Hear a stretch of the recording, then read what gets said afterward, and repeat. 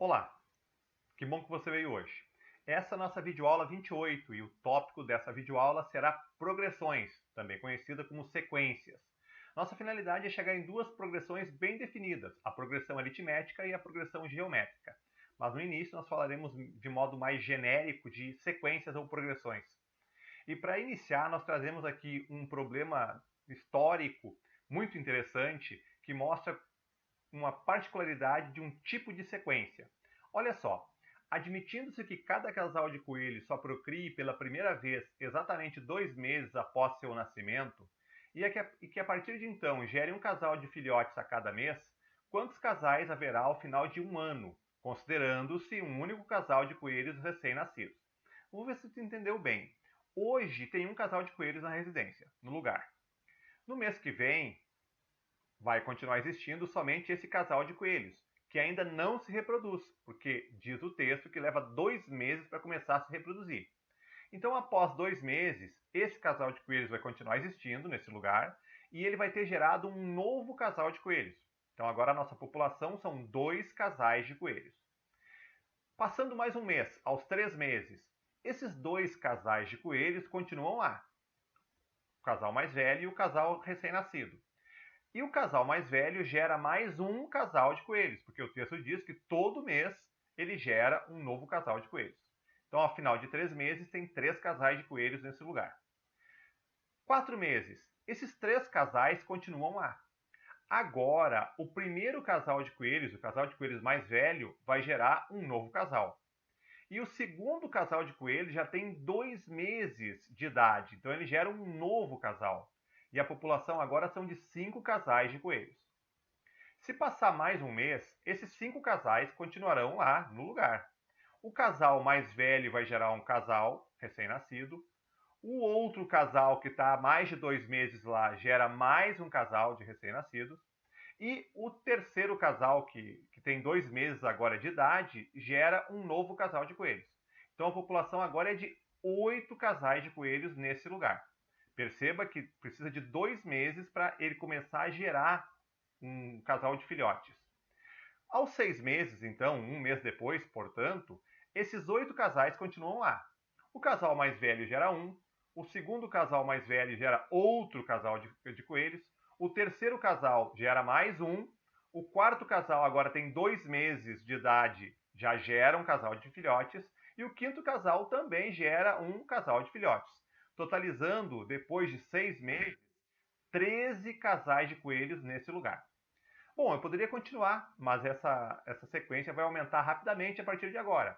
Se eu começar a listar os elementos da sequência, olha o que eu vou escrever.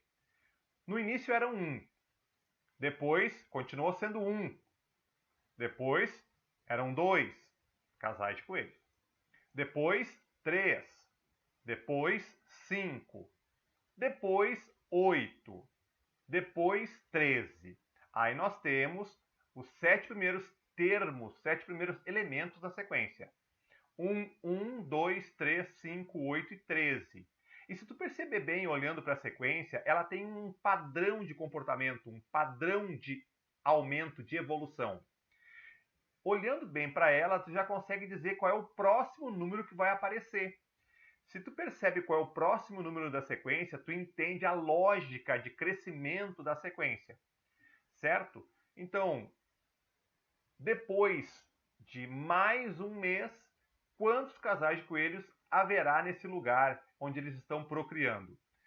Perceba que cada número da sequência é a soma dos 2 números anteriores. Esse é o padrão de crescimento dessa sequência. Explico melhor. Olha só, 1 mais 1, 2. 1 mais 2, 3. 2 mais 3, 5. 3 mais 5, 8. 5 mais 8, 13. 8 mais 13, 21.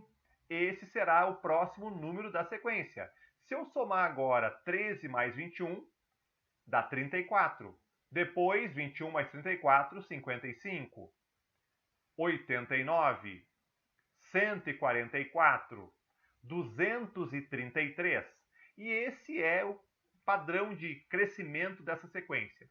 A pergunta do texto é, após um ano, quantos casais de coelhos haverá nesse lugar, nessa residência, nesse sítio, 233 casais de coelhos.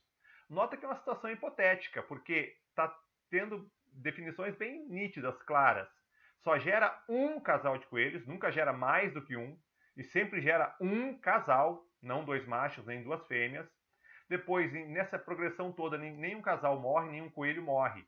Então são situações bem controladas, mas essa situação histórica gera essa sequência. E essa sequência é conhecida como sequência de Fibonacci, que tem esse comportamento. Qualquer termo é a soma dos dois termos imediatamente anteriores. Certo? Então isso é uma sequência de números que é o que mais vai nos interessar. Mas é claro que não é só de sequência de números que se formam as progressões. Eu poderia ter a sequência dos dias da semana, a sequência dos meses do ano, ou dos números naturais. Em todas essas situações, observamos uma ordem nos elementos de um conjunto. Esses elementos, também chamados termos da sequência, são representados por letras minúsculas acompanhadas de um índice que indica a sua ordem.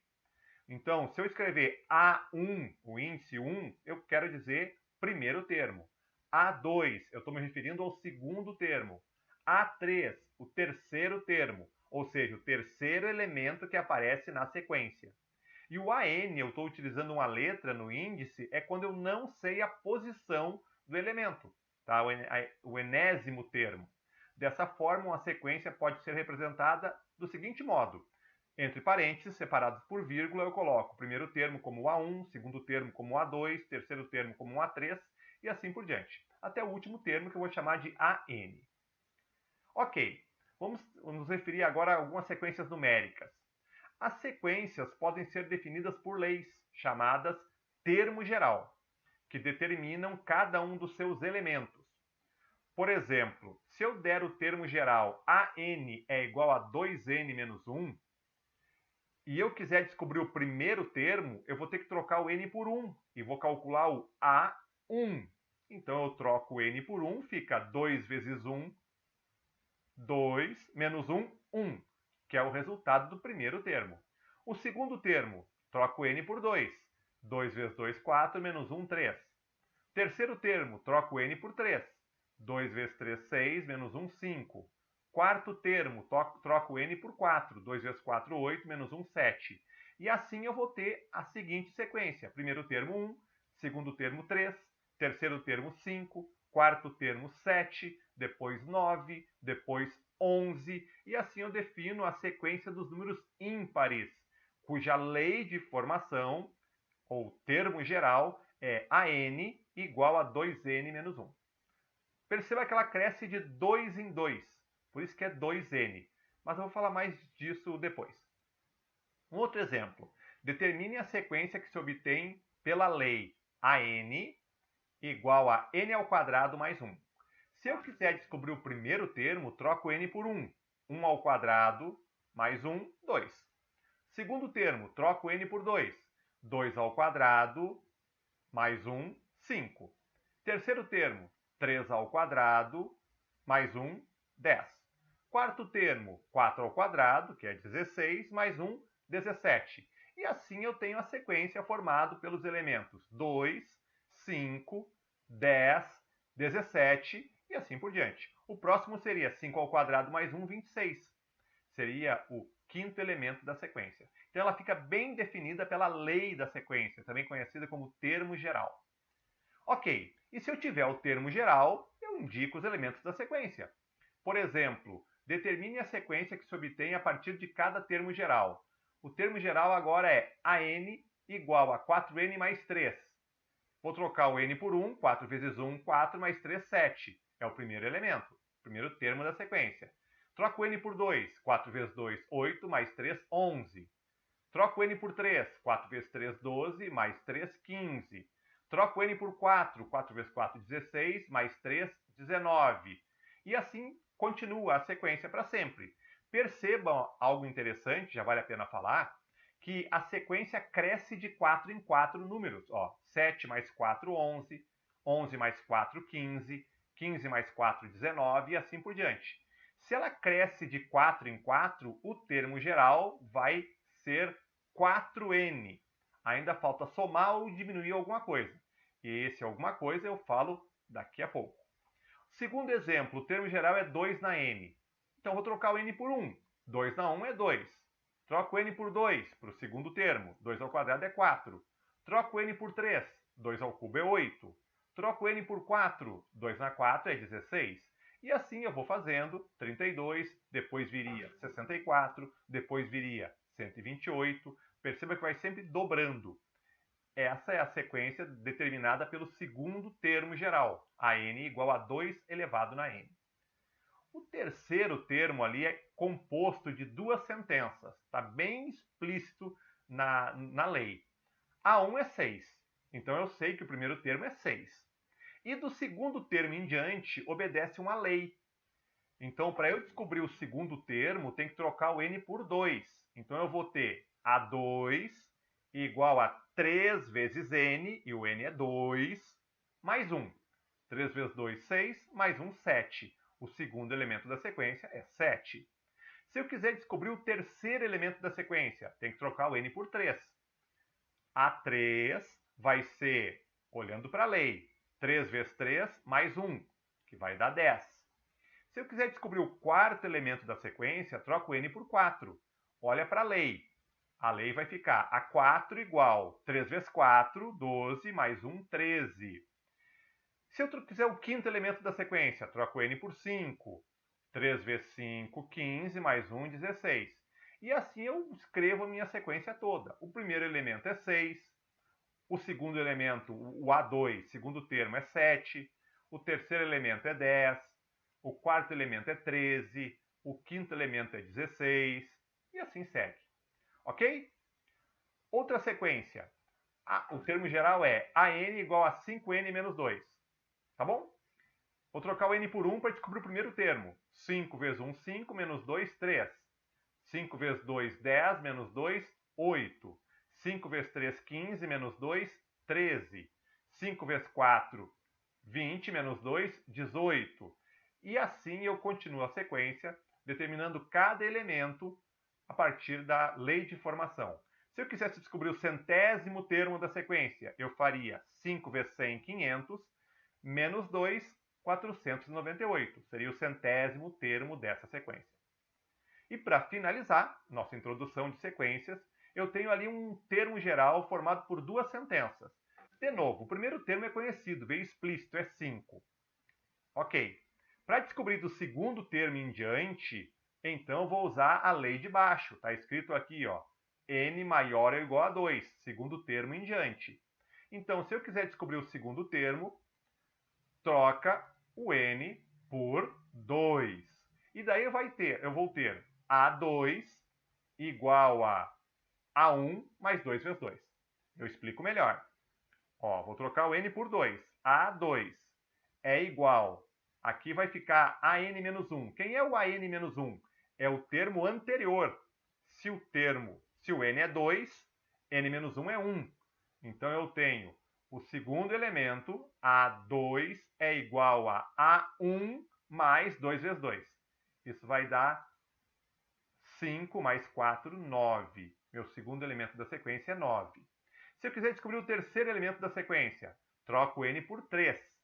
Então, eu vou descobrir o terceiro elemento. O A3 vai ser o anterior, A2, mais 2 vezes 3. É o que está escrito aqui na lei, ó. Um termo qualquer da sequência é igual ao anterior mais 2 vezes a posição do elemento.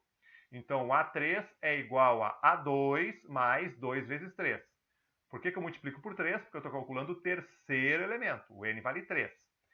O A2, nessa sequência, já foi determinado antes, é 9. Então, o terceiro elemento vai ser 9 mais 6, 15. Vamos devagar, mais um. Se eu quiser descobrir o quarto elemento, troco n por 4. Então, a resposta do quarto termo vai ser o anterior, A3, mais 2 vezes 4. Nota que o 2 é padrão da lei. 2 vezes o n, e o n agora é 4. Então, o quarto elemento vai ser o A3, o anterior, mais 2 vezes 4.